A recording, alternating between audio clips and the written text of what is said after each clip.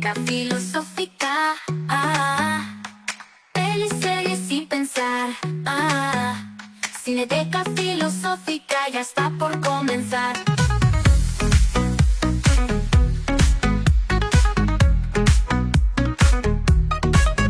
Con la mente abierta vamos a explorar, nuevas ideas nos harán vibrar. El cine y la serie nos harán pensar, cine sin temor. Cineteca filosófica en el corazón, risas y lágrimas, todo aquí. Con cada historia que vamos a vivir, a la pantalla grande vamos a acudir. Cineteca filosófica sin fin.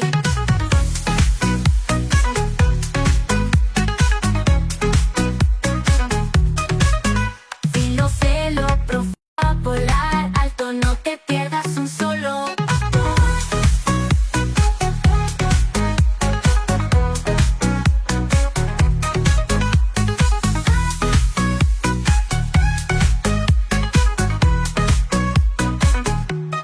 Con la mente abierta vamos a explorar, nuevas ideas nos harán vibrar. El cine y la serie nos harán pensar, cine sumérgete sin temor. Cineteca filosófica en el corazón, celosas y lágrimas, todo aquí.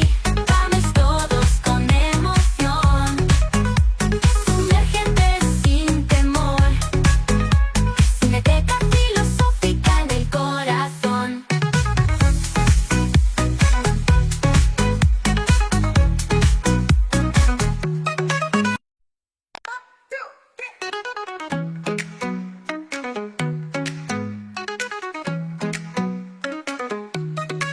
Llegó la hora de filosofar, en Cineteca filosófica, pelis, series sin pensar, Cineteca filosófica ya está por comenzar.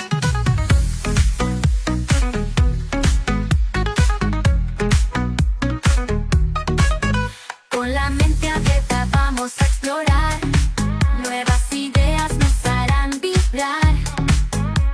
El cine y la serie nos harán pensar, Cineteca filosófica es genial sin dudar. Filosofía y cine en cada rincón, vamos todos con emoción, sumérgete sin temor. Cineteca filosófica sacudir. Cineteca filosófica sin fin.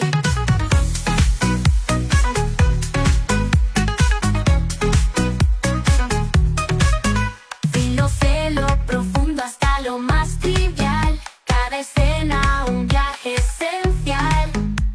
Cineteca filosófica te hará volar alto, no te pierdas un solo.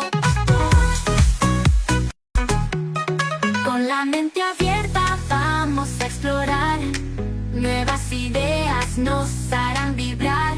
El cine y la serie nos harán pensar, Cineteca filosófica es genial sin dudar. Filosofía y cine en cada rincón, vamos todos con emoción, sumérgete sin temor.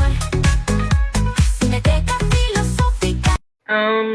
Bueno, primero muy buenas noches a todos nuestros oyentes y a todas las personas que se están conectando para poder ver hoy día el podcast, que nos toca una película muy interesante, antigua, pero que es casi un clásico, ¿no? Porque fue, no sé si fue estrenada en 1959, pero es de esa fecha, ¿no? Mal, mil disculpas si lo he pronunciado mal. Y está protagonizada por Robin Williams, ¿no? Entonces, lo interesante de esta película es que creo que se conecta mucho con lo que ayer habíamos estado viendo en el programa Espejo de Ideas. Ya lo van a ir viendo ustedes, porque se llama La Sociedad de los Poetas Muertos, y porque en este momento, digamos, del Día de la Filosofía, transmisión, que son Yajaira, Bernel, John y yo quien les habla, Nat. Entonces, bueno, comencemos primero pues con qué nos pareció la película, las primeras impresiones de la película y más o menos cómo ustedes le enfocarían, ¿no? Cómo podríamos comenzar enfocando esta película. ¿Quién quiere empezar? Bueno, puedo comenzar yo. Debe ser un 10% también por esta película, ¿no? Uno de esos eventos canónicos en donde la vida de la nada no te mete un zape y te dice, oye, estás viviendo como debes vivir, ¿no? A lo mejor estás haciendo lo que quieres hacer, puedes ser libre, yo qué sé. Creo que esa es de las cosas más geniales que plantea esta película. Por lo menos yo que la vi siendo adolescente, creo que el público principal, por lo menos, es ese tipo de personas, porque este tema de la conducta, de cómo son los profesores estrictos y uno busca escaparse y demás. Y bueno, al final con lo que creo que me quedo más es esta figura del poeta, ¿no? Porque estos muchachos de la nada les nace esta vocación de poeta y reviven esta sociedad de los poetas muertos, ¿no? Entonces, bueno, entiendo que ya incluso bueno, más adelante vamos a detallar quizá más en el arco de cada uno de cómo se conectan, pero principalmente... Bueno, ¿quién opina? Yo.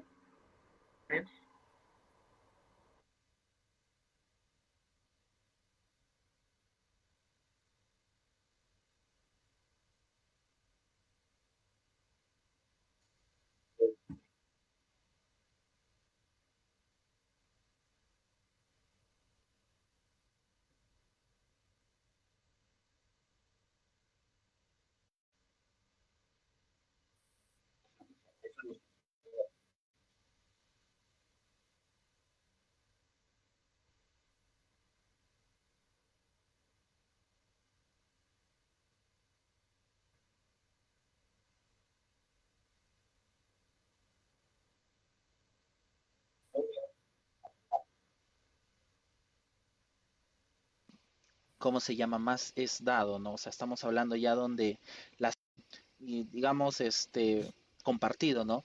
Pero en este caso vemos que regresando a Estados Unidos hay esta complejidad, ¿no? Aún se mantienen esas ideas de tradición, de mantener un ideal de lo que es honorable, ¿no?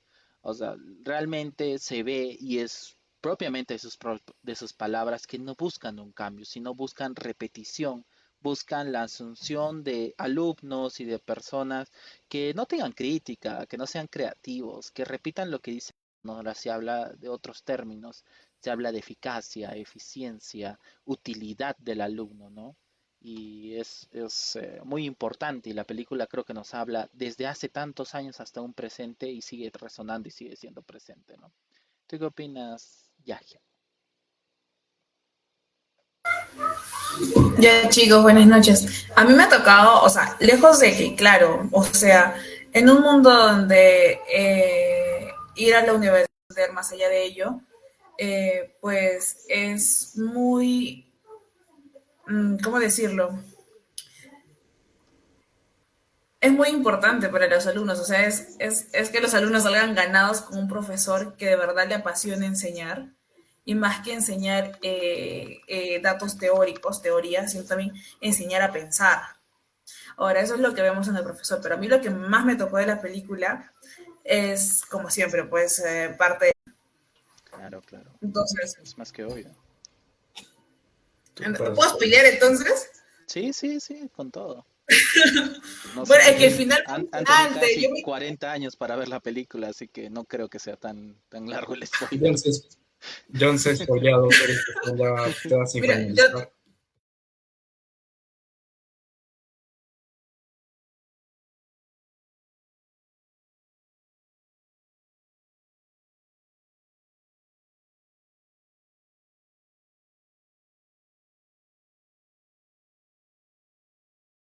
claro, fue trascendente para todos, pero de un sentido en el que fue a un final que no me lo esperaba. el muchacho el más osado, el que les decía, el que los incitó a hacer el Club de los Poetas Muertos por inspiración del profesor, pero al final del cabo él fue quien los reunió, ¿verdad? Que los convenció a los demás compañeros, termina quitándose la vida. Y ahora, los psicólogos o los psiquiatras no te pueden diagnosticar ningún trastorno mental antes de los 18 años. ¿Por qué? Porque muchos de los síntomas se confunden con simplemente la adolescencia. Y ahora, ¿por qué digo que me tocó esto? Porque para estas personas con mentes cuadriculadas, el culpable era el profesor, porque se atrevió a sacar de su mundo, de la cotidianidad, a los alumnos. Pero, o sea, y ya yo desde mi punto de vista, una costumbre de educar a sus hijos súper estricta, súper yo soy tu papá y acá se hace lo que yo digo, ¿no? Y no me puedes decir que quieres otra cosa porque no tienes el derecho de hacerlo, porque tú eres mi hijo, tú eres menor, tú dependes de mí, tú no me vas a decir a mí qué es lo que vas a hacer con tu vida o qué es lo que yo tengo que hacer contigo. Entonces, desde ese punto de vista de los mismos padres y combinándolo con lo que les mencionaba de que se puede mezclar, por ejemplo, este joven al inicio, pues desde el inicio suelen ser muy, muy sentimentales, muy de sentir las cosas, o sea, estas personas sienten la tristeza más fuerte, tipo el trastorno límite de la personalidad. Por eso les mencionaba que se podía confundir mucho. Y o sea, y para algunas personas es como que, ay, ya, tu papá no te dejó estar en una obra, tu papá no te deja ser actor, pues encuentras otras cosas que hacer en la vida y continúas adelante, ¿no? O esperas a ser tu adulto y tener tu propio dinero y sigues tu sueño. Entonces, pero este muchacho no, este muchacho interiorizó súper fuerte lo que le había dicho el profesor. Y no porque, o sea, haya sido la intención del profesor, obviamente, que este chico termine así, ¿no? Sino porque la manera de sentir, de ver la vida que él decidió para sí mismo, lo terminó por empujar, me imagino, al sentir que ya no, si no iba a vivir la vida como él quería, pues no quería vivirla y ya. No sé si es el tema de los padres que no son capaces de comprender más allá de acá se hace lo que yo digo y punto, porque yo sé lo que es mejor para ti y ya. Y bueno, pues el tema de lo disruptivo de la enseñanza del profesor. Ya. ¿A quién le faltaba hablar? ¿A Werner?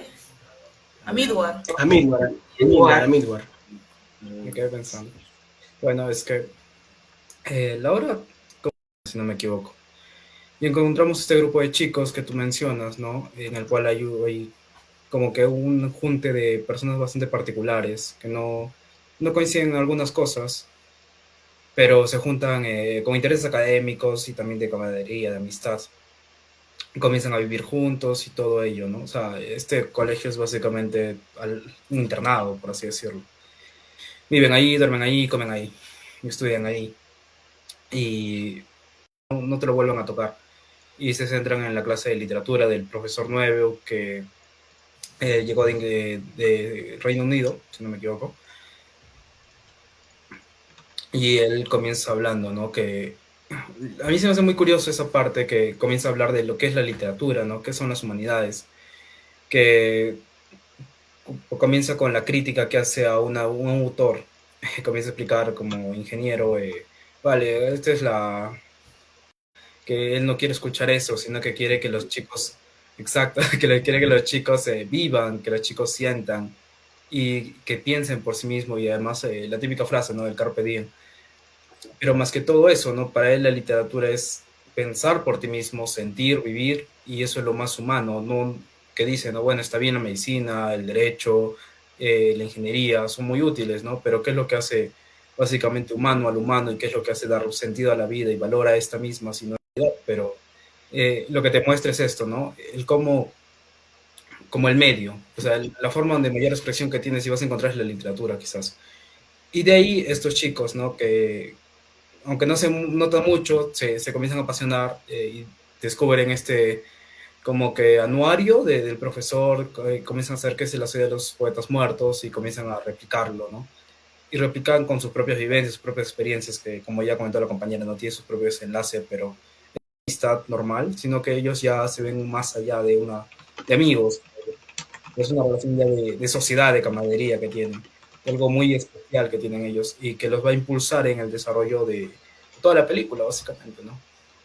Entonces yo rescataría mucho esa escena, ¿no? Que habla de la humanidad, del valor de la literatura y el valor de, bueno, las humanidades en general, ¿no? Y el valor también de pensar por sí, ¿no? Él quiere que sientan, que vivan y que piensen por su cuenta. O sea, la película está narrada en 1959 en la Academia Welton Academy, pero la película en sí salió o ha sido o se estrenó en 1989. Pues ahí había habido una pequeña confusión de fechas, pero gracias por el recordatorio, Fernando, en el chat. Con lo de ayer, de Espejo de Ideas, porque si se dan cuenta en la primera escena están entrando a este colegio, ¿no? Que es más un internado, ¿no? Claro. Y ¿qué dice? ¿Cuáles son las normas de esta institución? Y eran 5, ¿no? Que bueno, no me acuerdo todas, pero una era excelencia, ¿no? Entonces, como que repiten eso, ¿no? Y es más, alguno, incluso en ese discurso que hace el director, nombra exalumnos que han ganado algo, ¿no? No me acuerdo exactamente qué ganó lo que dijeron, pero tenían, o sea, habían aportado algo a la institución, le habían dado prestigio, ¿no? A través de... Y por eso es que contratan a este ex alumno, ¿no? Porque se supone que era profesor en Boston, si mal no me recuerdo. Cuando va creciendo y va entrando al colegio y todo eso, las ideas, las costumbres, las normas se van cosificando, ¿no? Y eso es lo que representa esta escena, ¿no? Cómo esta normativa, esta cultura, esta forma de interpretar la realidad, que lo refuerzan los padres, ¿no? Porque no solamente es que se presenta este discurso del director con estas normas instituidas y principios, sino que saliendo de ahí, los padres, y el otro es Todd Anderson, muestran a sus padres, ¿no? Que les dicen, estamos esperando mucho de ti, tu hermano ha alcanzado estas metas, ¿no? Entonces la tienes difícil, ¿no? Entonces, como que ya están poniendo presión al camino que tienen que seguir esos chicos en el futuro. O sea, ya está su futuro trazado, ellos simplemente tienen que hacer. Demuestra cómo funciona, ¿no? La organización, el sistema, ¿no? Cómo se da esta sociabilización que uno tiene que incorporar, ¿no? Porque encima ni siquiera puedes cuestionarlo, ¿no? Porque en algún momento el principal Neil trata de cuestionar a su papá, no trata de decirle, ¿no? Yo no quiero hacer esto, pero como el padre es tan impositivo, al final él no puede, ¿no? No fue la de el Carpe Diem, ¿no? Del profesor cuando va a la clase, porque les prende el bichito, aunque también es un significante, eso sí, porque es otro mandato, ¿no? O sea, una es el mandato de la sociedad de que haz y actúa bien, y otro es el mandato de este profesor que te dice carpe diem, ¿no? Vive el momento, ¿no? También es un mandato, no es un significado. Sería un poco más liberador, para ponerle una palabra, ¿no? Pero como ya les dijo cómo hacer, porque el mismo profesor les dice cómo hacer, ¿no? O sea, acá incluso los lleva a donde están los retratos de todos los exalumnos que ya no están en vida, ¿no? Sino que han muerto, ¿no? Entonces les dice, ellos tuvieron sueños, ¿no? Vivieron una vida, ¿no? Pero ya están 3 metros bajo tierra, ¿no? Eso también es un mandato, ¿no? O sea, es una forma de indicar cómo tienes que vivir tu vida, ¿no? Pero bueno, al menos les prende el bichito de hay otra cosa aparte de lo que te dice este colegio o tus padres o la sociedad que tienes que ser, ¿no? Entonces, bueno, yo iría en este momento, para no alargarlo mucho, en esos 2 momentos que me parecieron unos de los más importantes, ¿no? ¿Quién quiere seguir? Como figura en los adolescentes. Lo cierto es de que, y lo puede confirmar todo el mundo, a los 13, 14, 15 años no sabes quién eres, no tienes idea de qué es realmente lo que te gusta y buscas desesperado pertenecer a algún grupo, ¿no? O ser de alguna manera. Es en este momento en donde se copian muchos roles que están como que públicos, ¿no? Figuras y demás. Es por eso que también, en primer lugar, estos alumnos son pues recontra chancón, un grupo, como un equipo. Es claro que se van a moldar, por así decirlo, en el envase en el que se encuentren, ¿no? Como el agua. En donde los sirvas, toma la forma del recipiente que los contiene. Y cuando este recipiente cambia, cuando entra una persona que vive de una forma distinta, que es el profesor Keaton, se les cambia el chip, ¿no? Porque ven una forma de vivir que no habían visto antes, ven a un hombre que parece mucho más feliz, mucho más de cierto modo, tienen ciertos saludos, tienen nombres secretos, tienen una vida distinta, ¿sabes? Ahora son algo más de lo que eran antes, ¿no? Por eso es muy curioso compararlo con lo que sea que te haya atrapado a ti en tu vida a esa edad, porque lo cierto es de que no todos ellos iban a dedicarse a la literatura al fin y al cabo, ¿no? O sea, estaban siendo poetas como quien juega fútbol en el colegio también, y ya pues participa en la ECOA o hace algún deporte y no sé. Yo justo esta semana nos han estado evaluando sobre una lectura que se llama Cómo comentar un poema, ¿no? En clase de literatura, y es más o menos lo mismo que los mandaban a estudiar a estos muchachos, ¿no?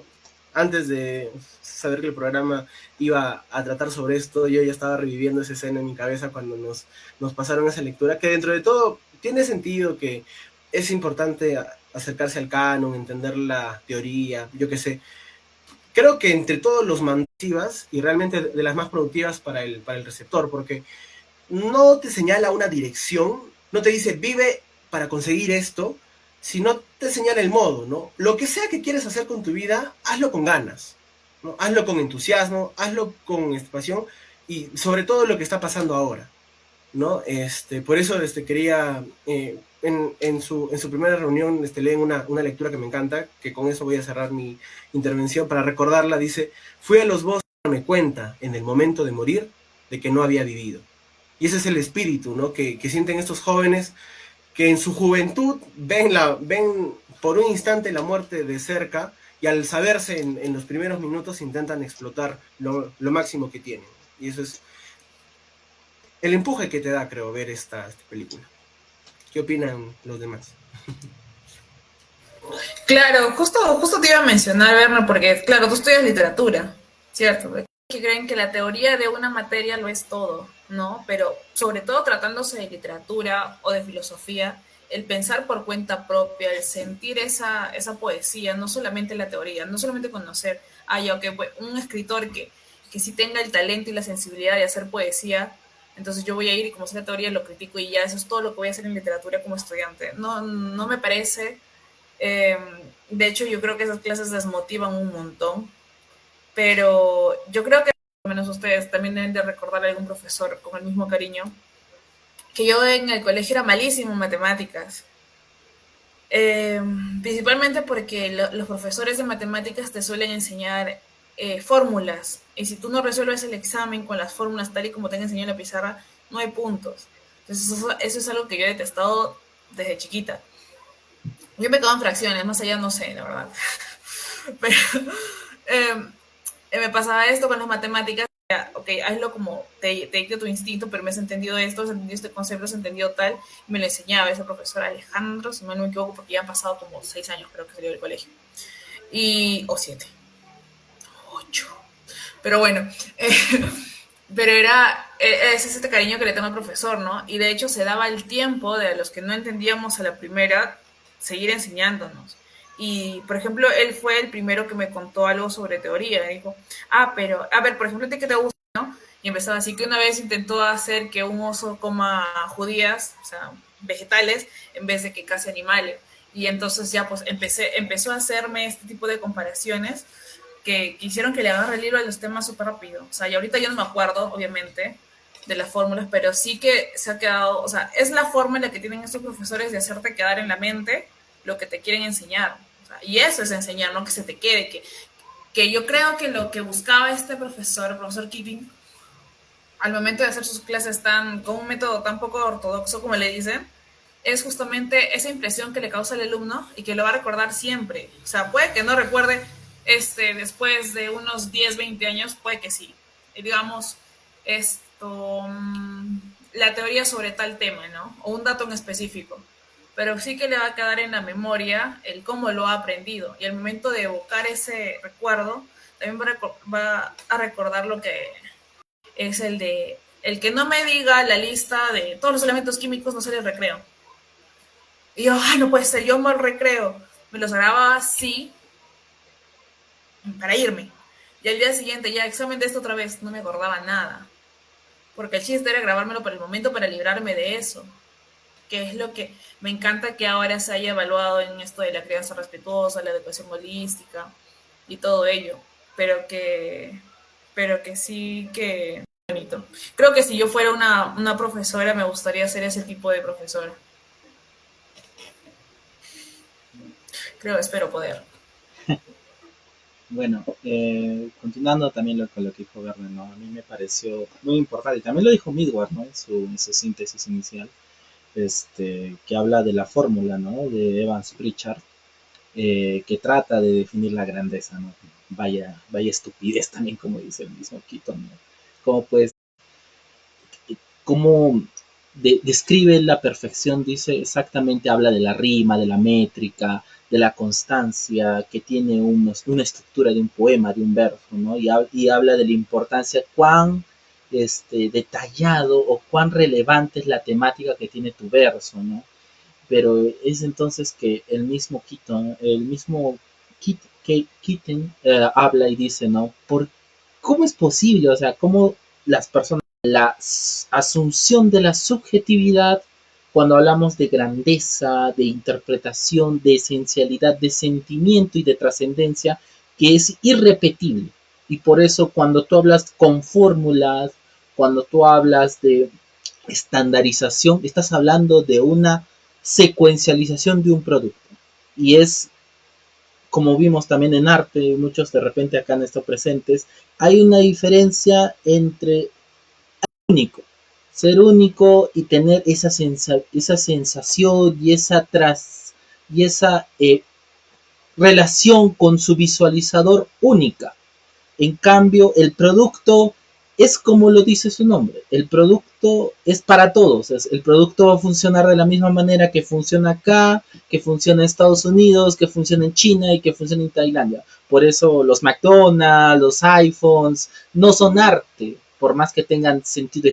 En esta época donde no existía el chat GTP, no podías crear. O sea, eras tú contra el mundo, ¿no? Eras tú diciendo, oye, yo me tengo que relacionar contigo y tengo que escribir lo que siento en mis versos y en mi esencia.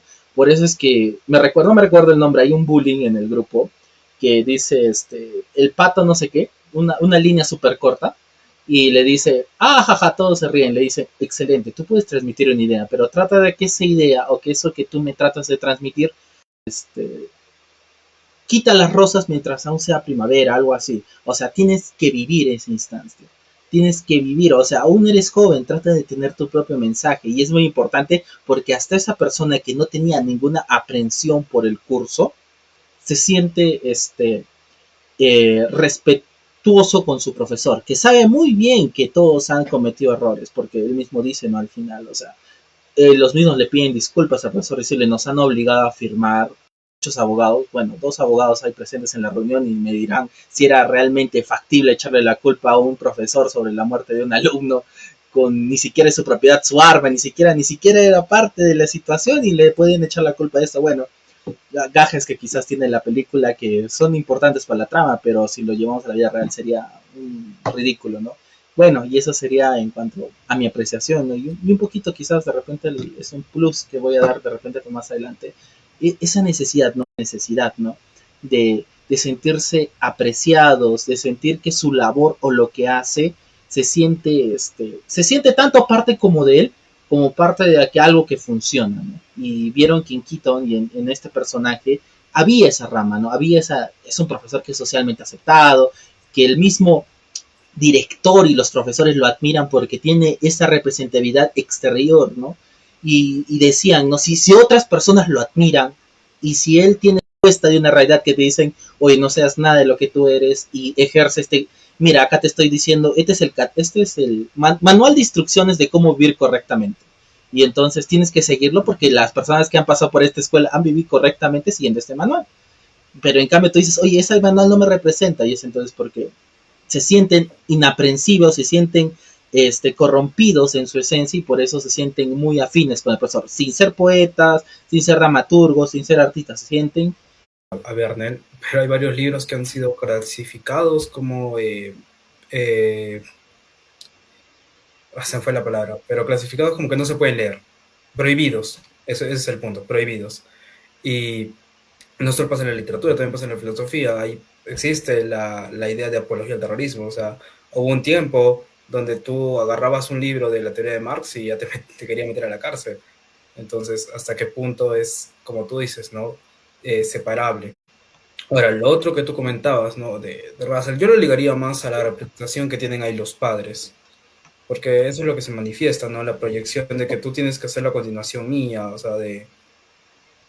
que te acuerdas, ¿no? A lo que me refiero, John y Nadia que han expuesto eso, precisamente, que el padre lo que ve en su hijo y por qué es de esa manera tan fehaciente con lo que va a hacer y con lo que no va a hacer es porque él se ve representado como un legajo. O sea, esa es su propia imagen de lo que quiere su hijo en realidad. Lo que le recrimina varias veces es eso, su imagen de él, ¿no? No me contestes en público, me haces quedar como una persona mentirosa, entonces a él le preocupa eso, o sea, él es como que en psicología tiene algún término, supongo, ¿no? Pero él agarra y se posiciona como si fuera su hijo él mismo, ¿no? Está traspasándose esa identidad a él. Y porque es ilógico, ¿no? Si otra persona... ¿por qué se da esto, no? Y esta es la tradición, y esto es lo que va velando, y eso es lo que va coartando básicamente a uno de los protagonistas, por así decirlo, y el conflicto que tiene con su padre. Y respecto a lo otro que tú mencionabas, ¿no? Esta tradición, esta forma de echar las cosas que, como tú dices, ¿no? A mí se me hace muy particular, al igual que dice que Yajaira, esas formas tan originales de docencia, por así decirlo, ¿no? Vemos que el docente varias promociones, supondré. La otra clase lo vemos claro, o sea, en el salón, pero todos reunidos a su alrededor, de una manera muy curiosa, escuchando su poesía, o bueno, poesía, literatura, disculpe si me equivoco. Otra clase lo vemos pateando, haciendo deporte, básicamente al mismo tiempo. ¿Qué profesor de literatura te lleva a una cancha de fútbol y te hace vivir? Y otra que se me hace muy llamativa también es, bueno, dos, ¿no? Una en la que les dice, ¿no? A ver, vean ¿por qué no lo ven de otra manera, ¿no? Y los hace subir a su mesa, mirar y bajar, ¿no? O sea, o la otra que también es muy llamativa es cuando los saca básicamente a caminar o a marchar. Y les dice, ¿no? Acá pues dos caminos, ¿no? O seguir, como dice, ¿no? Sigues a la corriente, o también puedes vivir por ti y caminar como tú quieras. Y eso ya te deja, o sea, lo que hace más llamativo al personaje, creo, al profesor, es que ¿por qué un literato estaría tan interesado en medir una obra de literatura? ¿Cuál es su medir, no? O sea, ¿que es un matemático acaso? ¿Necesita medir algo? ¿O la literatura es para eso acaso? O sea, ¿necesitas fórmulas? ¿Necesitas decir esto es bueno, esto es malo, esto es mejor que esto, no? ¿Necesitas medir la literatura? ¿O el fin de la misma literatura es vivirla? Y vivirla no solo para que, como tú dices, no vas a ser literato necesariamente, sino que ahí hay algo más ahí. Puede que al final de cuentas no seas... ¿Por qué verías eso una necesidad de algún estudiante o de algún autor, yo qué sé, ¿no? De querer medir la literatura. A mí me queda claro, y por ejemplo, para ponértelo en otra situación y que se entienda, a una persona le puede encantar mucho el fútbol, por ejemplo, jugar fútbol o ver fútbol, pero no le da ganas de escuchar un noticiero en el que hablen sobre fútbol y el número de tiros libres y que los balones al arco, que qué defensa tuvo más intercepciones planteado. Si estás en secundaria, si eres un adolescente, no necesitas entrar a teoría literaria así pura dura. No, lo que hace el profesor es lo más indicado, que primero siembra la semilla de que entiendas qué es poesía y por qué la gente la ama. Yo, por ejemplo, hoy por hoy, estoy más que dispuesto a sentarme en una clase a leer qué dijo algún tipo alguna vez sobre cómo creía que podía medir la poesía. Y lo haría con la misma calidad, por ejemplo, quieren llevar la conversación un poco más allá. Porque quizá entre personas que no se dedican meramente al estudio de ello, una conversación se satisface al comentar ciertas ideas generales y demás. Pero estas personas que, por así decirlo, son pues tryhards, así como el que cuenta los minutos y pasos en un juego para sacar lo mejor de él, hay personas que viven la vida y las ciencias de esa manera, y sus descubrimientos son por lo menos en la universidad. Sobre todo uno debe entender que cualquier cosa que te enseñen es un punto de referencia. Pero el momento en el que tú adquieres un título, se supone que tú eres parte de la comunidad ahora que decide cuál es el estado del arte, con tu propio trabajo, ¿no? Con tu propia investigación. Entonces tienes que tener una idea propia de qué es de lo que se está hablando. Entonces nada es un canon eterno, permanente, sagrado, ¿no? Pero yo entiendo, y como te digo, en secundaria hacer eso sí nefasto. Pero ahora, y sobre todo, no sé, o sea, yo estoy en primer año, o de mangas, yo qué sé, Marvel. Puede ser que muchas personas lo vean aburridísimo, pero el tipo que está ahí haciendo su cosplay se la pasa genial. Así se la pasa la gente de literatura con esa parte de la literatura, ¿no? Y bueno, también para cerrar el tema de lo de la imputación al profesor, si bien existe la figura de la instigación, que es cuando tú haces que una persona cometa un delito, o en este caso instigación a la desvivición, le dice directamente, oye, tal, deberías hacer esto, deberías desconectarte de la partida, y finalmente lo hace. O por lo menos así es en nuestro sistema nacional también. Quién sabe cómo es en Estados Unidos, yo no he estudiado esa ley. Pero creo que lo que hacen es una excusa, como que en un trabajo, imagínate que tú estás en un proyecto, el proyecto sale mal, no es que directamente sea tu culpa, pero hacen un informe, un roche, para que al final te despidan. Para mí eso es lo que sucede, ¿me entienden? Como que le hacen un escándalo, por lo que era peligroso, como bien ha señalado Midward, sus clases eran sumamente distintas, no solo por el formato, no solo porque los hacía sentarse en lugares distintos, sino porque, a diferencia del resto de profesores que veía a los alumnos como lienzos en blanco en los cuales hay que depositar información, el profesor intentaba que cada uno de ellos encuentre dentro de sí esa chispa de hacer arte, de hacer poesía y de estar vivos. O sea, el foco del profesor estaba en verticalidad en el trato, no lo veían a él pues como otra figura de autoridad más, sino podían sentarse alrededor suyo, jugaban fútbol con él, eran libres de decir lo que pensaban y lo que sentían, ¿no? Y ese es el punto importante. Y bueno, no sé si es que sea pertinente ya dar un giro a la tragedia de la historia, y en todo caso les doy les suelto el balón con la siguiente cita de Jean-Paul Sartre: el poeta es el hombre que elige el fracaso. Y con este idealismo exagerado también que despertó, porque es pues parte de la postura y del ímpetu juvenil, ¿no? Y al chocarse estas dos fuerzas, la que aguantó menos salió. No sé, ¿qué opinan ustedes? ¿Qué les pareció esa parte de la historia, la tragedia? Bueno, yo también tenía una posición con respecto a lo que estaban hablando, que me parece que es algo propio un poco del ser humano, ¿no? Porque no es que me parece a mí que la clase en sí misma sea perturbadora, ¿no? Sino es que estaba yendo en contra de la estructura, de cómo ellos habían establecido cómo debía ser la educación, ¿no? O sea, no importaba tanto qué es lo que él enseñara dentro de eso, todo menos poetas, ¿no? Entonces, no había como que per se algo tan estricto como que para que ellos conozcan exactamente la métrica, esas cosas que enseñan. Porque, bueno, yo también he llevado algunos cursos sobre ello y sí enseñan eso. Pero no había exactamente una norma que diga ustedes cómo van a salir a hacer como él estaba dictando la cátedra, ¿no? Que iba en contra de lo que ellos habían estipulado como la buena forma de hacer educación. Y en eso estoy de acuerdo con Werner en el sentido de que no estaba viendo, o sea, esa institución no está viendo a sujetos, ¿no? Sino son productos que van a salir a la sociedad a cumplir una función, ¿no? Entonces, por lo tanto, necesitan cierto tipo de información que necesitan. Está enseñando de esa forma, ¿no? Simplemente es la diferencia, ¿no? En un mundo, actualmente se habla mucho de la diferencia y que hay que respetar la diferencia y que hay que aceptarla y todo eso, pero, o sea, en el discurso es fácil decir eso, pero es bien difícil aceptar la diferencia. ¿Por qué? Porque la diferencia rompe con lo universal, ¿no? Ser diferente significa que no vas a ser uno más, o sea, en el mundo exactamente no estoy segura si existe, ¿no?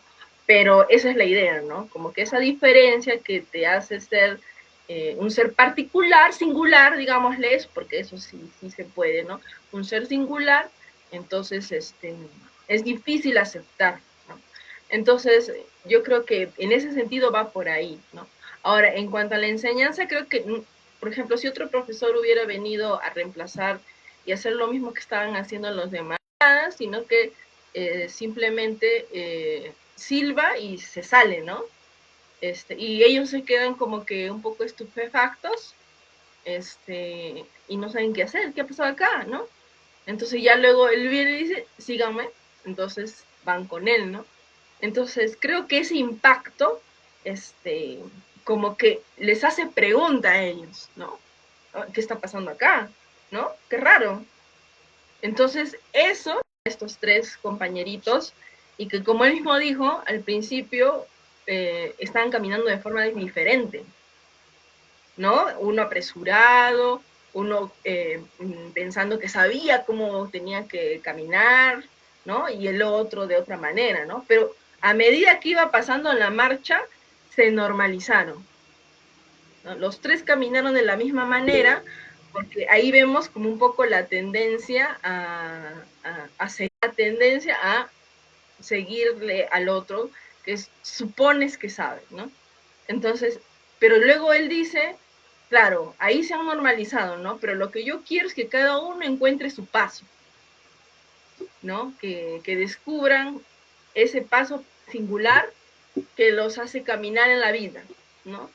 Entonces, por ejemplo, eso me pareció a mí muy interesante porque no es que teóricamente te esté explicando y cómo la filosofía hace mucho, sino que está tratando a partir de algo tan simple como caminar, ¿no?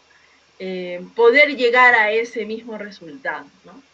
Entonces, ahí podríamos decir que es una filosofía práctica, ¿no? Al menos yo lo entendería de esa manera, una filosofía práctica. Y bueno, y tiene otras técnicas que, bueno, tampoco me voy a poner a hablar de todas las técnicas, pero sí tienen técnicas interesantes en Nate, ¿no? Que a mí me parece que más es el hecho de que él no pudo desafiar la autoridad, ¿no? Porque como que se decide, o sea, no sé si ustedes vieron esa escena, pero como que cayó por su propio peso que todo había terminado.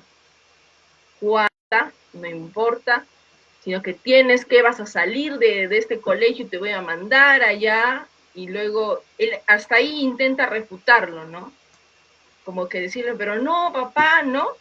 Pero en eso el padre dice, no, esto se ha decidido y así va a ser, y él se queda pasmado, no sé si se dieron cuenta de la interpretación, es que como que se queda perplejo, y el padre le dice, ¿tienes algo que decir? No tengo nada que decir.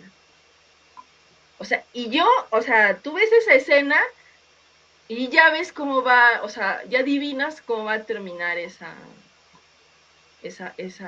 película, ¿no? O sea, porque es que ya lo ves en la cara, ¿no? O sea, ya no importa nada, ¿no? Entonces, a mí me parece que justo en este enfrentamiento entre que él se estaba liberando porque este profesor como que le había tirado el y no sé, en eso el padre viene a recordarle, tú no tienes decisión en tu vida, la decisión la tengo yo. Y entonces él cae, pues, porque no puede ir contra el padre, ¿no? contra esta autoridad que ha determinado cómo es su vida, ¿no? Y como no puede, entonces el sujeto se desvanece, pues, ¿no? Entonces yo le daría una... Ya, justo yo quería decir, o sea, es muy interesante lo que dice Nadia porque, claro, es un detalle importantísimo. O sea, hasta que ella lo mencionó fue un poco complicado percatarme.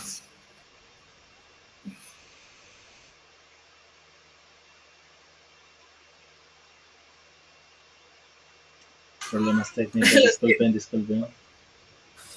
Ya, se llamaba.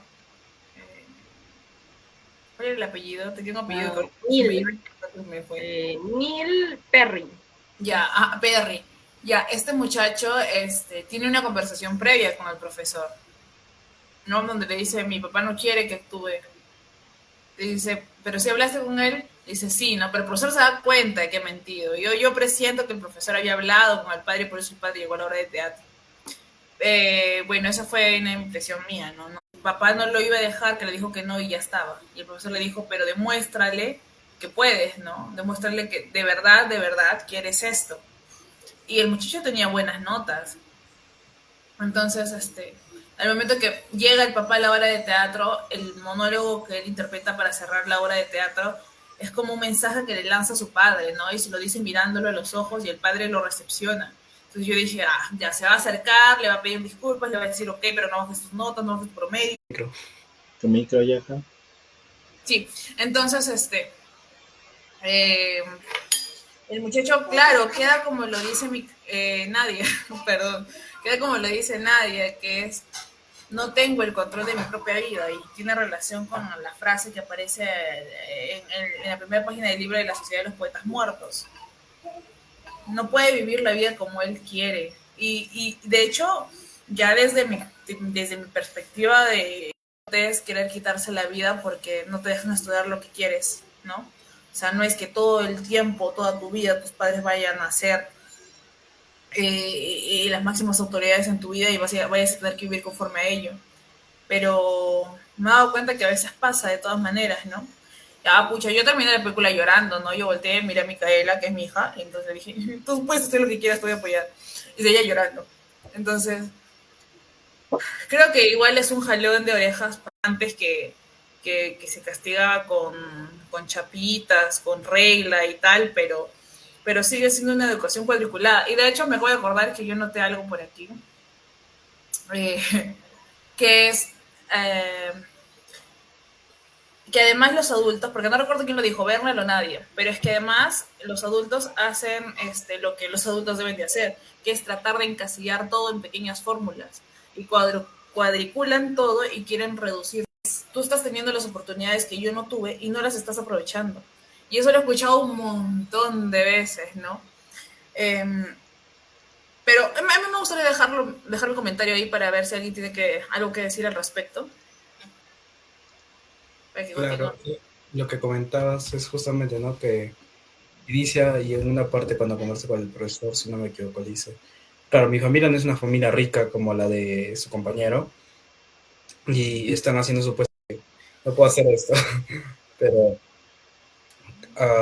y eso es lo que yo también experimenté bastante, ¿no? El hecho de que, como tú dices, ¿no? Es el padre se pone en esa posición, ¿no? No he dejado todo, te estoy dando todo lo que yo he tenido para que no lo desaproveches, pero aprovecharlo también que es, ¿no? Porque tú mismo lo comentabas, el chico no tenía malas notas, tenía un buen promedio, ¿qué le puedes exigir a fin de cuentas más allá que se dice como Russell, ¿no? Se ve representado en él, ¿no? Es la continuación de su legado y a fin de cuentas es tan importante para el padre y es tan impositivo porque el hijo sigue siendo el padre. Y es otra vez lo que le reclama, ¿no? Yo no tuve estas oportunidades, tú las tienes, aprovéchalas, pero aprovéchalas en tanto como yo no he tenido y como yo quiero y pienso que lo puedo aprovechar, ¿no? O sea, podrías hacer un gran espectáculo como lo que hizo en su obra de teatro, ¿no? Que todos se levantaron, le aplaudieron. Algo, ¿quién determina? El padre de la sociedad, que lo que en realidad dice que estás aprovechando una oportunidad o no, si las oportunidades a fin de cuentas son para ti, no eres tú, ¿O cómo lo ven ustedes?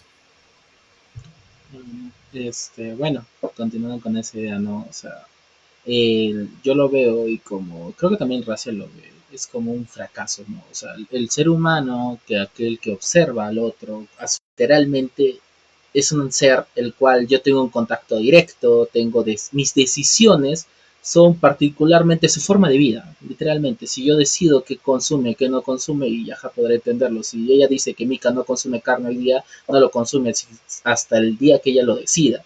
Entonces, o sea, literalmente literalmente ellos vivimos rigidos en los primeros años por las decisiones de nuestros padres.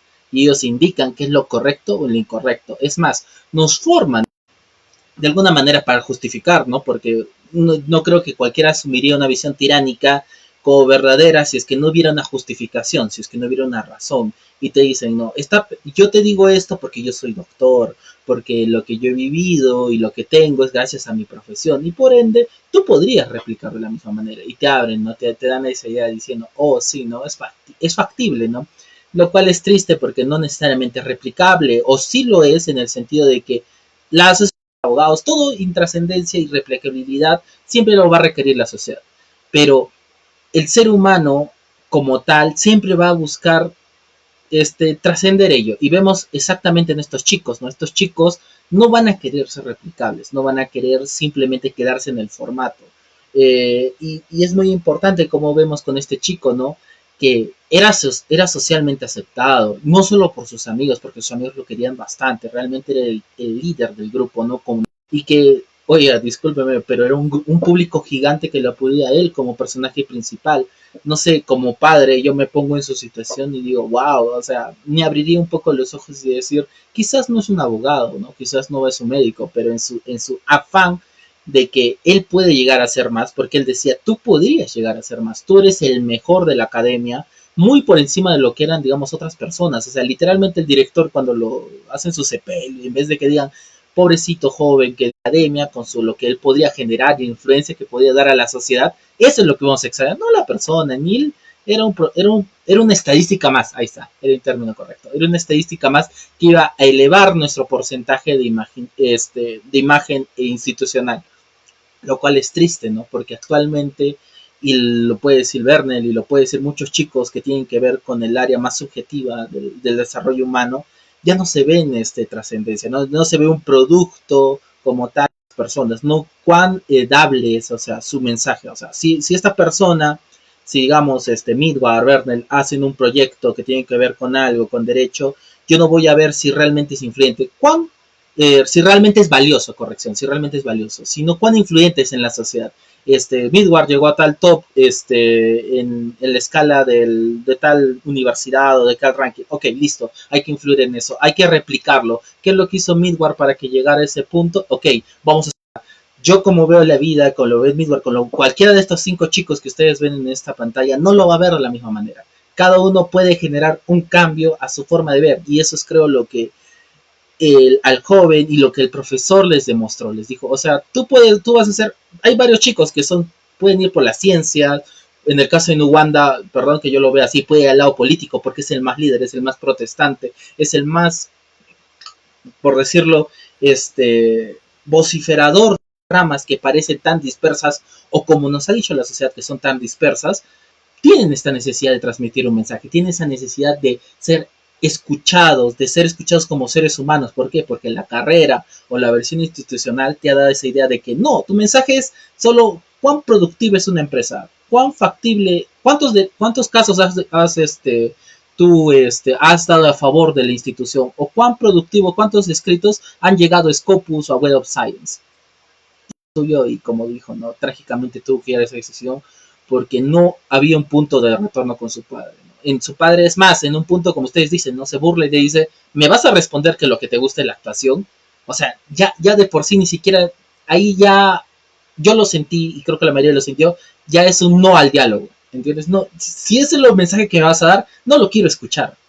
No quiero escuchar ese mensaje, no me lo des, o sea, no quiero simplemente escucharte porque si me vas a dar eso, peor. ¿Qué opinas, ya, Tabas, que te morías de risa? Te levantaste la mano en el mito todavía.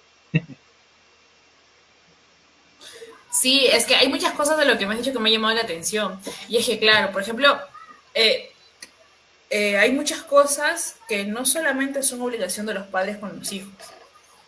En el sentido, ¿cómo decirlo?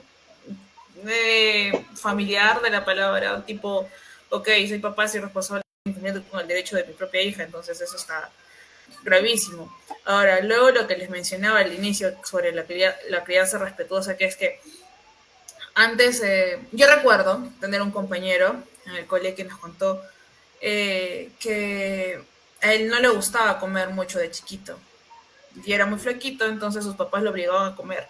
Pero él de verdad no tenía la necesidad de comer como los papás querían que coma. Entonces el niño, al ser obligado a comer, vomitaba. Es que los papás dicen, tienes que comer porque ya es hora de comer y comes lo que te sirvo y tienes que comer porque sí. Y ya, cuando los niños en realidad comen cuando tienen hambre. Y ahora lo que dicen los profesionales es que no se puede obligar a los niños a comer. Los puedes obligar y los tienes que obligar a bañarse, pero no a comer. Por ejemplo, yo puedo obligar a mi hija a ir al jardín, más no la puedo obligar a hacerlo, no sé, todos los días, si es que está enferma, la tengo que llevar al hospital, pero sentir ese dolor porque es innecesario. Es un piercing más para mí, yo detesto esa costumbre de ponerse los aretes, ¿no? Pero bueno, eh, cosas como esas, ¿no? Hay cosas en las que los padres tienen que ver, pero luego está el tema de que, por ejemplo, acá en el Perú, en una sociedad en la que hemos crecido con tantas costumbres en parte machistas, en parte retrógradas, y que aún a la mayoría de padres les es difícil soltar, ¿no? Luego les quería contar algo súper difícil, tenía que estar en los primeros puestos para conservar su beca, y era una historia que a mí me llamó la atención, ¿no? Me causó mucha curiosidad, y me dice, claro, y ahora mi hermano menor, mis primos menores, que lo tienen todo, porque nosotros los grandes ya hemos trabajado y les podemos dar estas comodidades, no aprovechan. O sea, desperdician esa oportunidad de poder, de tener las cosas más fáciles, la oportunidad de poder trascender, de ser más que ellos, que ya lograron mucho. Igual termina siendo muy cuestionable el cómo actuó el papá. Y lo peor es que luego, no, o sea, él jamás, no se notó en la película que admitiese siquiera un poquito de culpa. De frente, investiguen al culpable de quien hizo que mi hijo se matara y él fue el profesor Keating y ahí se quedó. Pero el mismo profesor Keating, a pesar de que probablemente sí se sintió culpable y lloró, él sí lloró por esto. Tengo un dibujo de ver la vida que le trató de enseñar a sus alumnos, termina sonriendo, ¿no? Por supuesto que la escena en la que Neil se ve en la ventana, se imagina actuando, pero se da cuenta que no puede hacer esto, que creo que es lo que le terminó de romper el corazón porque supo que su papá nunca lo iba a apoyar al respecto. Esa escena creo que me va a doler toda la vida, pero al final termina con los alumnos, como dirían Miguel y Bernal, que lleve yo no pienso lo que me han obligado a firmar y no tengo por qué dejar que este profesor se vaya pensando que le hemos dado la espalda y que le hemos traicionado y que hemos traicionado todo lo que nos ha enseñado. Entonces se para sobre la carpeta. Y luego los otros con todo el miedo del mundo, porque saben que la educación ahí es estricta, que los podían votar de los mejores colegios de esa época, en esa zona, donde más del 60% que ingresaba a las mejores universidades, por lo menos de eso presumían al inicio. Con todo el miedo del mundo se paran sobre... Sí, justamente para cambiar un poquito de perspectiva, quería jugar un ratito al abogado del diablo. Una vez más, para defender el aspecto de los cánones literarios. No porque sea mi postura, sino porque me gusta jugar al abogado del diablo. Y es que yo decía que no somos máquinas, ¿no? O sea, es cierto, pero también es cierto que sí somos un poquito máquinas. O sea, la música más popular en los últimos 50 años es porque sigue hace predecible nuestra conducta. O sea, mi celular sabe qué voy a googlear en un ratito. Entonces, algo máquinas sí somos.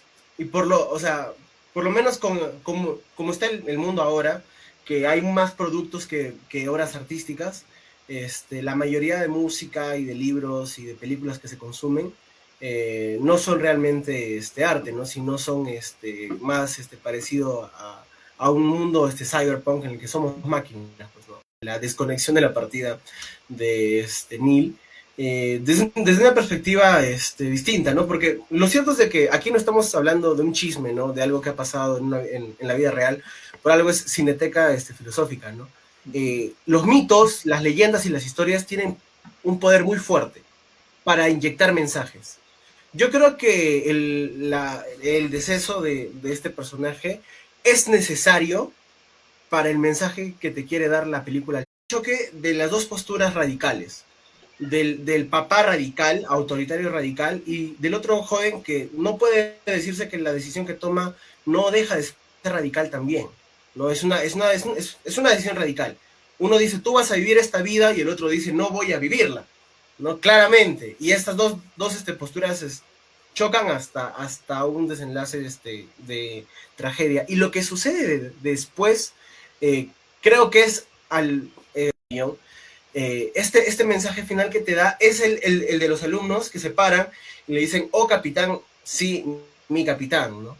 Y ese acto de rebeldía, por así decirlo, en el momento en el que supuestamente podrían estar desmoralizados, nosotros que a diario en la vida real vamos a ver tragedias de la magnitud incluso superiores a las de Neil Perry, aún así debemos levantarnos sobre nuestras sillas y seguir. Me encanta verlo como un recurso narrativo, ¿entienden? De inyectarte este mensaje final, ¿no? De mira cómo chocan estas dos cosas radicales. En la política lo estamos viendo, en la economía lo estamos viendo, está siendo, ¿no? O sea, muy, muy claro que vivimos en un mundo polarizado. Esta destrucción, esta fatalidad, lo peor que podría lograr en nosotros es el miedo de actuar, ¿no? Y el miedo de seguir buscando una autenticidad está en contra tuyo, una mitad está a tu favor. Y ese 50-50 es casa para algunos, porque supone un reto mayor empezar a plantearte tú y buscar una propia perspectiva, un propio criterio, una propia idea de lo que es algo. Porque allí se siente como si fueras tú contra todo el mundo. Pero bueno, no vas a saberlo hasta que lo hagas y hasta que lo digas. Y a lo mejor en el momento en que lo haces, te das cuenta que no estabas solo, que le has dado voz, quizás, creo yo que es perfecto. Es magnífico porque te hace entrar en un estado emocional, ¿no? Como describía Yajaira, te vives la tragedia y luego puedes vivir esa última escena como un alumno más. Y si no, terminas la película también emocionado, exaltado, con ganas de ir a la acción, ¿no? Como se entiende que a lo mejor van a ser estos estudiantes, ¿no? Hay que sacudirse un poco de la tragedia y seguir avanzando, porque el show con... Claro, sí, sorprendida.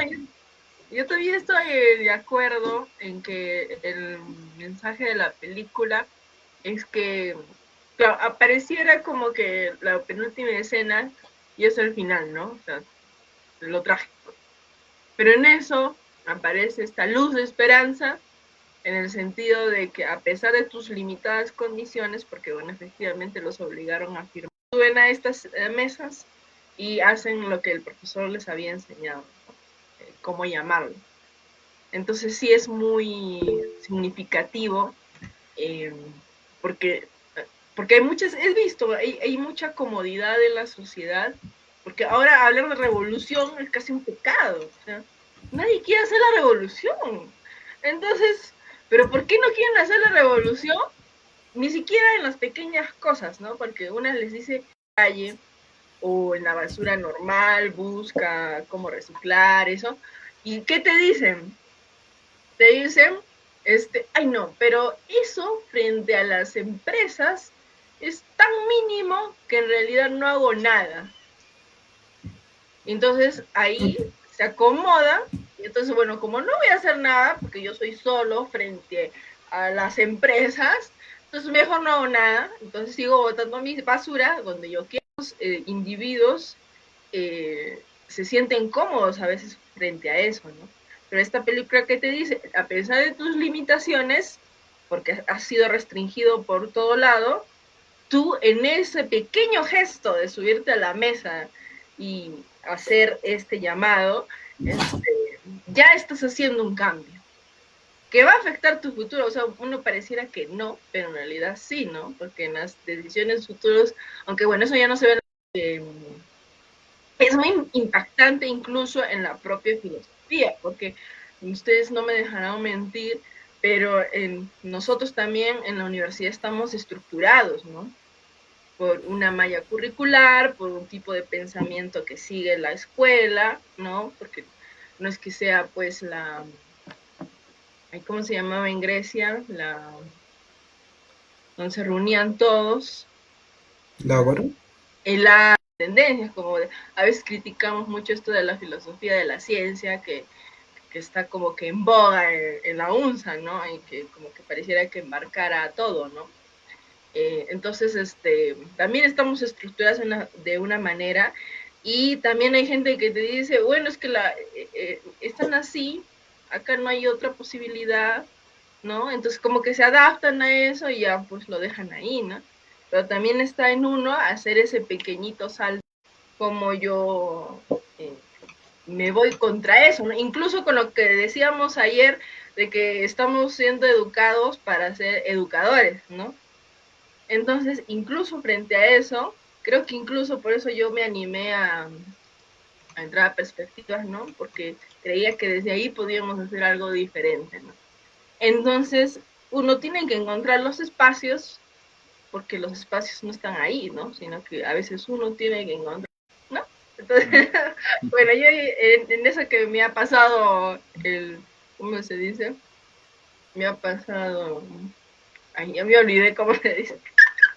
Bueno, el lenguaje nunca, no, así como no existe lo universal per se, el lenguaje tampoco puede decirte todo cómo decir las cosas. Así que le doy el pase a John, por favor, continúa. Claro, bueno, perdón que te interrumpa, Yaja. Y gracias por el pase que nos has dado, Nadia. O sea, idea, si alguno de los presentes sabe muy bien que no lo hemos intentado por nuestra universidad, lo hemos intentado de las mil y un maneras. Nos hemos empapelado, nos hemos comido conflictos, es más, nos hemos peleado con ciertos docentes, o con de alguna manera hemos tenido malas miradas de muchos líderes de una universidad que no podemos decirlo porque todavía tenemos algunos proyectos pendientes, así que ojalá nos aceptes. Y vemos, ¿no? Esta realidad de que realmente prefieren morir. Frecuencia no tiene y oyentes mucho peor. Y nosotros hemos visto que esa negatividad nos ha llevado a proyectos muy buenos. Valga decir que, voy a decir Cherry, nosotros estuvimos en AM y no sé cuánto aspira esa universidad a llegar alguna vez a ello, ¿no? Y es importante, ¿no? Y la película te demuestra, o sea, nosotros nos hemos sentido acogidos gracias a la visión de un profesor. Y no me van a dejar mentir, el profesor, mucho más la imagen del profesor, porque realmente es un solo individuo, pero él se ha comido pleitos, él se ha comido discusiones, él ha dado poco de su tiempo para formar esto, y vemos que en referencia a la película es el deseo de una sola persona de generar un cambio. Y ese cambio es... El título de la victoria tenemos nosotros. Ajá. ¿Ya ves? Como dice Bernal, ¿no? Tenemos esa imagen de alguien que, oye, yo gano mi dinero, gano 2,000 soles, o sea, ¿por qué meterme a favorecer? Y que al final, como vemos, ¿no? Hay muchos profesores y hay muchos profesionales, como vemos también en la película, que no se quieren inmiscuir en ello, ¿no? Es más, tratan de replicar lo que dice la escuela sin realmente una visión crítica. Y lo hemos visto en la universidad, ¿no? Y hemos visto en un alumno, es más, hay un alumno que, si no me equivoco, que es el que los delata, el primerito que los delata, que dice, oye, pero... El pelirrojo. Ajá. No confíen en los pelirrojos. Ajá, Yo iba a decir lo mismo, siempre va a haber alguien que vaya en contra, ¿no? O sea, nadie va a decir que no, o sea, pero realmente el mensaje que da se va a quedar, o sea, así, digamos, no se vayan estas personas, que siempre va a quedar un cambio, siempre va a quedar una imagen, siempre va a quedar esa esencia de que se requiere realmente darle voces a aquellos que, sea por la visión, sea por el conjunto, sea por lo que sea, se les ha quitado una voz.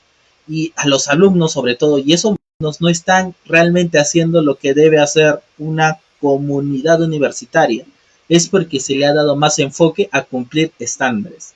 Y valga decir que igual en algún punto de este podcast, ojalá no me pegue, me va a decir, yo soy ingeniero industrial y yo veo estándares. Y realmente yo digo, estas cosas no pueden regir a estas áreas. Te puedo decir, hay industrialización que sí debe regirse, pero una reindustrialización peruana, y eso es un enlace que no me quiero olvidar con Bernal.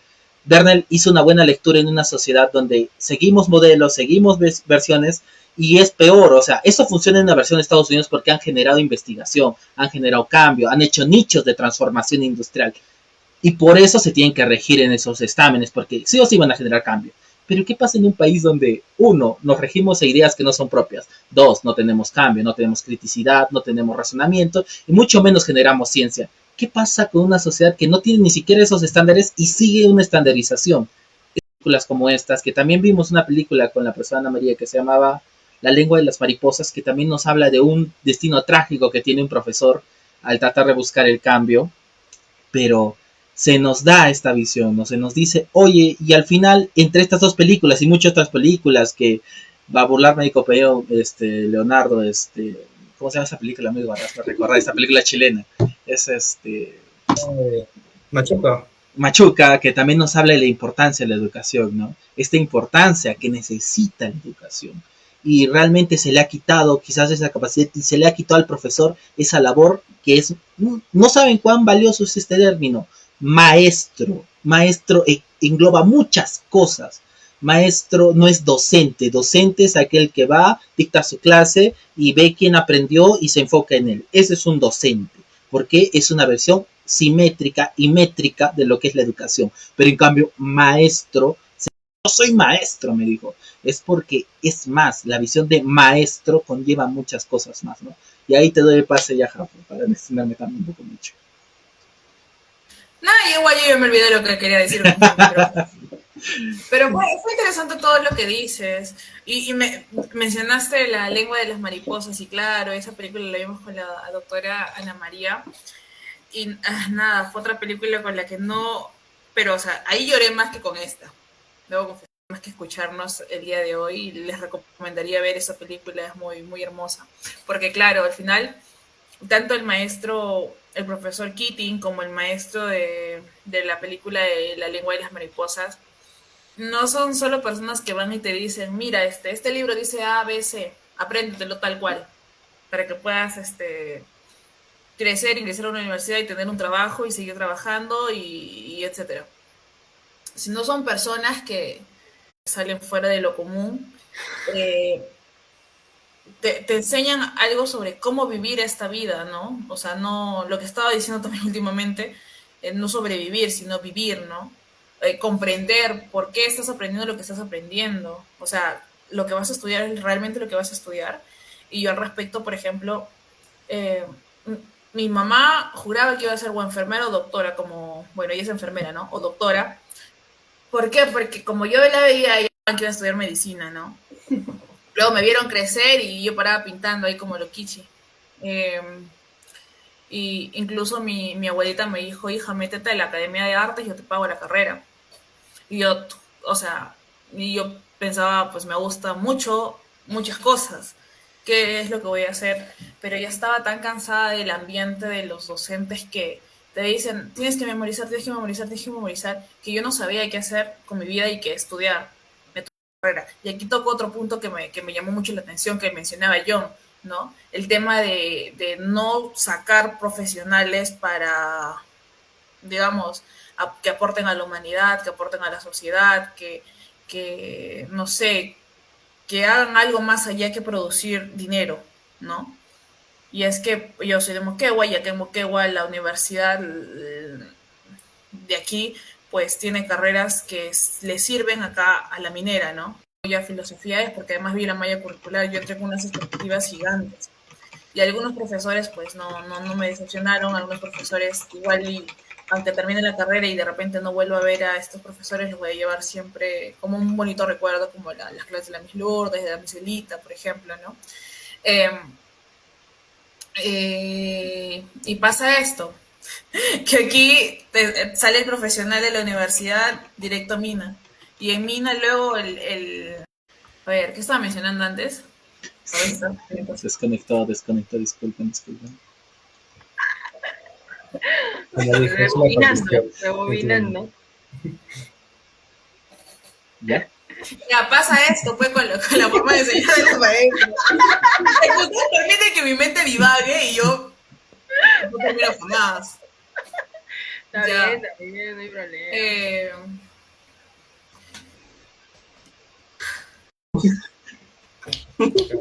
Ya es muy- Te gustaba abrir peluches de niño, sí, recuerdo. No puede ser. Tienes tú, tienes tú.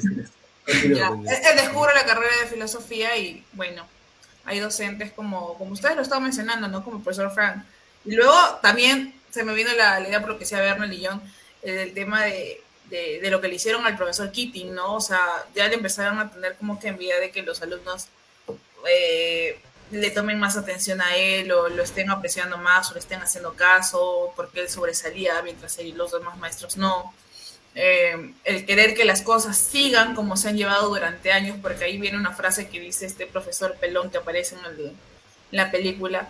Este sistema ha funcionado bien durante años y no estamos aquí para cuestionarlo ni para cambiarlo, porque tú permites hacer cuando otro profesional está haciendo algo más y o apoyarlo o aprender de él, porque no tiene nada de malo. O sea, algo con lo que crecemos y estamos acostumbrados a tener todo el tiempo es nadie puede ser mejor que yo, pero yo tampoco me esfuerzo por ser mejor que nadie más.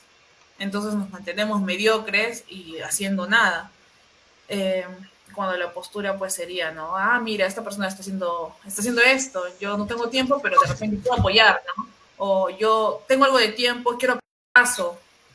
No solamente es que hayan venido estos 3 profesores del mes de octubre, creo, la triada de profesores nuevos, el profesor Frank, el profesor Diego y el profesor César, a los que les hemos agarrado cariño demasiado rápido por su manera de enseñar y por el cariño que le tienen a la carrera, sino que también están los profesores que tienen mucha más experiencia y que también son muy buenos docentes, ¿no?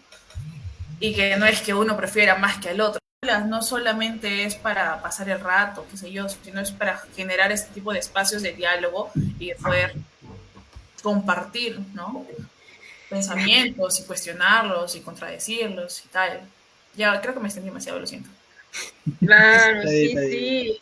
Y si podemos decir algo, es que al final, en una escena, el profesor que al principio lo cuestionó a Kiten, como que al final siguió su consejo, porque no sé si vieron que antes que lo sacaron, algo prendió la velita. Ya, bueno. Entonces, ahora para terminar, así brevemente, por favor, sus últimas palabras y su despedida hacia el público para que podamos cerrar esta maravilloso podcast que hemos tenido el día de hoy. Por favor, Midward, pasa usted. Bueno, ya que nadie nos está votando, no, ya, lo cual yo a veces creo que no está mal, debo ser sincero, porque, o sea, si algo se estableció es porque en algún momento tenía algún valor, ¿no? No es como que no lo tenga, o sea, que me estés diciendo que una institución tiene 4 pilares fundamentales y hace que obviamente no tenga resultados, y quién va a decir que está mal sus pilares también, que se puede criticar, no digo que no, pero también es darte cuenta que también tiene un valor. Ahí vemos dónde se muestra el individuo, o sea, yo siempre tengo esta dicotomía entre el individuo y la sociedad, en donde la cual a veces trato de romperla. ¿Por qué? Porque es justamente en estos grupos donde sus individualidades surgen, donde se manifiestan, donde se nutren. Pongámonos, ¿no? Que cualquiera de los personajes no estaría conectado con los chicos o no estaría en ese colegio. No creo que sería el mismo, no sería esa misma individualidad, no sería esa misma expresión vital. O estas individualidades que tenemos ahora en base a un grupo también, o sea, antes de perspectiva, nosotros ya hemos tenido un grupo, nuestra propia, además de nuestra propia promoción, de la escuela, todo esto, What, y what? Recién nos enteramos. ha sido como se ha formado cosas muy particulares. Nosotros tenemos recuerdos, por ejemplo, de Nadia también, de cómo quería que subamos una ola mágica, no sé, imaginaria. No, Bueno, el punto es, y claro, con Yajaira también, ¿no? O sea, cuando fuimos a la Conafil, fue donde nosotros también nos volvimos más cercanos. Y a lo que voy con esto es cómo este grupo Sí, de porque me querían empeñar con el taxista. Sí, te queríamos empeñar con el taxista. y a mí me dejaron afuera esperando. Bueno, ya, detalles. El punto es que es en esta camaradería, en este junte de personas donde como que te desarrollas. Y eso es algo que mismada, y como decía John, a veces hasta hay compañeros que se han desilusionado de estos aspectos colectivos y se han ensimismado, que pueden ser muy buenos, y yo no creo, o sea, puede que entrega problemas, y a veces la crítica, ¿no? ¿Y acaso me van a agradecer? ¿O por qué yo trabajar o moverme por otros? ¿Por qué hacerlo por personas que quizás no lo valen, o quizás no le interesa, o quizás no le motiva? Yo creo que la simple razón es porque tú quieres, o sea, no necesitas más que eso, más que esa. Y como dice, ¿no? La película, como te trata de transmitir, es eso, ¿no? Pueden ver problemas, desenlaces nefastos, como tú decías, ¿no? Sartre y su frase hacia los poetas, los literarios. Puede pasar eso, no te digo que no. No, puede ser que tenga toda la razón, pero como dice el existencialismo, ¿no? O sea, el punto es existir. No necesitas un futuro, o sea, no necesitas llegar al cielo, no necesitas que te prometa todo eso.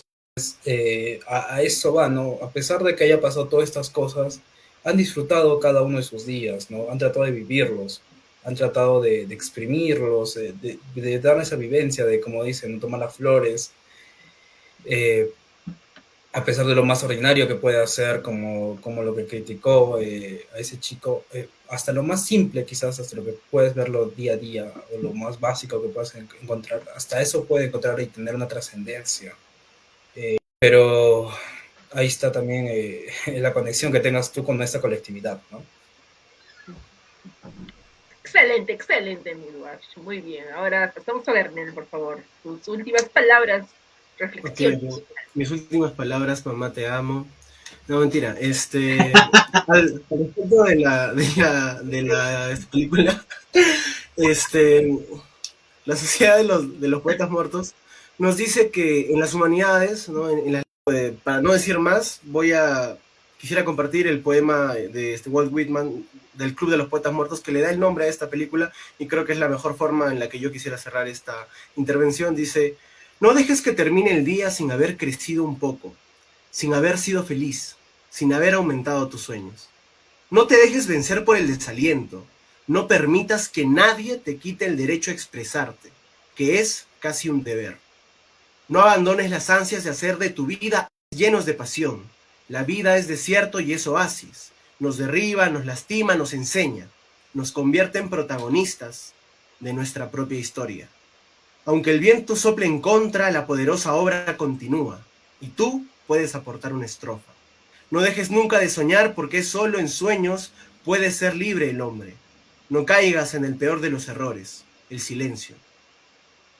La mayoría vive en un silencio espantoso. Emito mis alaridos porque no podemos remar en contra de nosotros mismos. Eso transforma la vida en un infierno. Disfruta del pánico que te provoca tener la vida por delante. Vívela intensamente, sin mediocridad. Piensa que en ti está el futuro y encara la tarea con orgullo y sin miedo. Aprende de quienes puedan enseñarte, las experiencias de quienes nos precedieron, de nuestros poetas muertos. Te ayudan a caminar por la vida. La sociedad... Bravo. Muy bueno, muy bueno.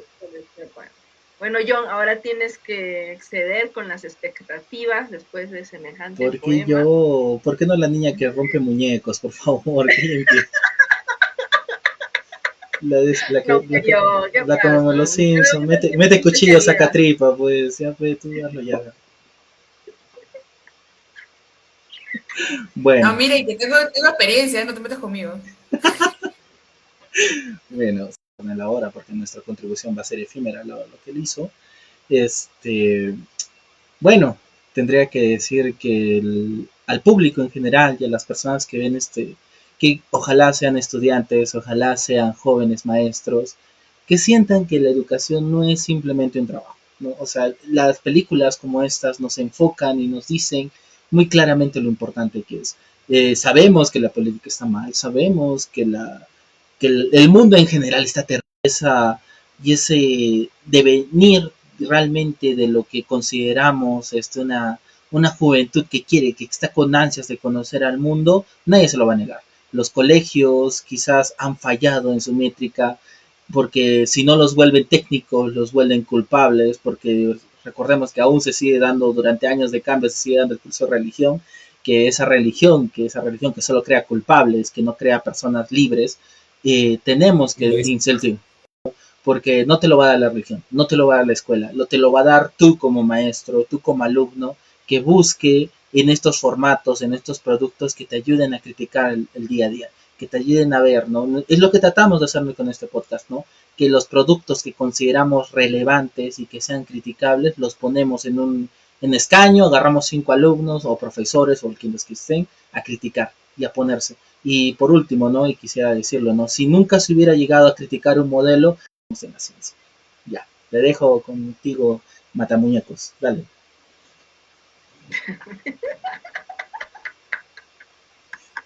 Ya, hasta mi mamá se ha reído de tu chiste. Muñecos, ojalá. Si no es una vaina, es la otra. Mira, acá en esta escuela, cuestionar y hacer bullying nunca falta.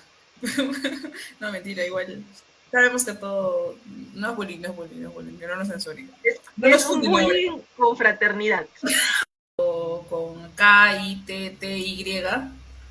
O sea, el profesor Frank Keating me estaba comentando las siguientes frases. Para hacerle competencia, véanme.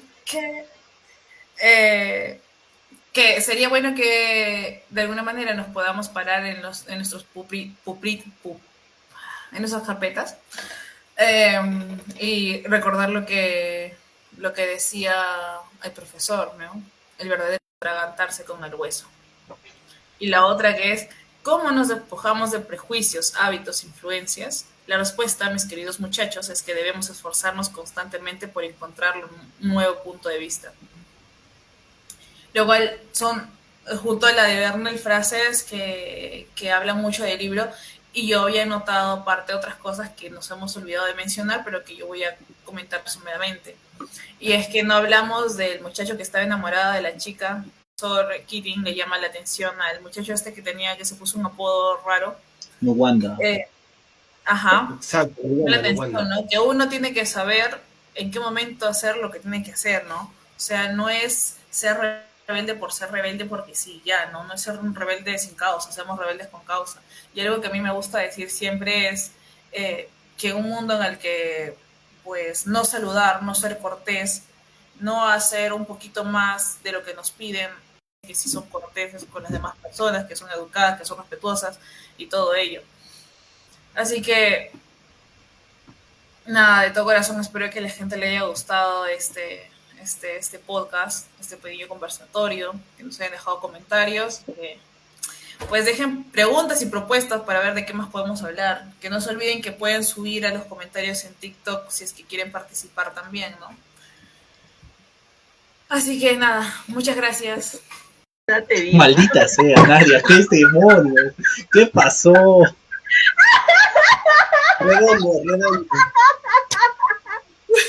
A ver, si estaba hablando de su poema, me cito eso a la mente. No sé cómo, pero es que teníamos que mencionar a una filósofa, socióloga, En esencia es lo mismo. Nos tumbó todo el video. No, en serio, todo lo que se trató. Ya saben, la revolución está en cada uno de nosotros y no nos dejemos derrumbar por el sistema. Bueno, el sistema de creencias, porque hay muchos sistemas, ¿no? No solo es uno de ellos. Pero bueno, entonces cuídense mucho a nuestros espectadores, espero que se hayan divertido, hayan pensado, reflexionado, y a nuestros queridos participantes del día de hoy. Nos vemos el próximo domingo a las 8 de la noche por el mismo canal.